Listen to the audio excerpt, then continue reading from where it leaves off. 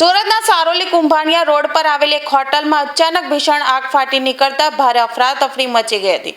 મળતી માહિતી મુજબ સારથી કોમ્પ્લેક્સના ચોથા માળે આવેલી આ ઓયો હોટલમાં કુલ 19 રૂમ આવેલા છે. રાત્રિના સમયે હોટલના રૂમ નંબર 104માં અચાનક અગમ્ય કારણોસર આગ ફાટી નીકળી હતી. હોટલમાં પ્રોપર વેન્ટિલેશનની કોઈ સુવિધા ન હોવાને કારણે જોત જોતામાં આગનો કાળો ડિબાંગ ધુમાડો આખી હોટલમાં અને પેસેજમાં પ્રસરી ગયો હતો.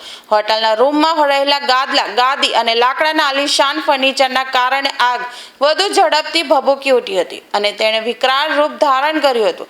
ફાયર વિભાગના ઉચ્ચ અધિકારીઓ અને જવાનોએ ચારે તરફથી પાણીનો મારો ચલાવીને ભારે જહેમત બાદ અંદાજે કલાકે આગ પર સંપૂર્ણ કાબુ મેળવ્યો હતો. આ ભીષણ આગના કારણે હોટલના રૂમમાં રાખેલું તમામ વાયરિંગ, એસી, ગાદલા અને કિંમતી ફર્નિચર સહિતનો સામાન બળીને ખાખ થઈ ગયો હતો. સદનસીબે ફાયર બ્રિગેડની ત્વરિત કામગીરીને કારણે આ સમગ્ર ઘટનામાં કોઈ પણ પ્રકારની જાનહાનિ થઈ ન હતી, જેને પગલે તંત્ર અને સ્થાનિકોએ રાહતનો શ્વાસ લીધો હતો.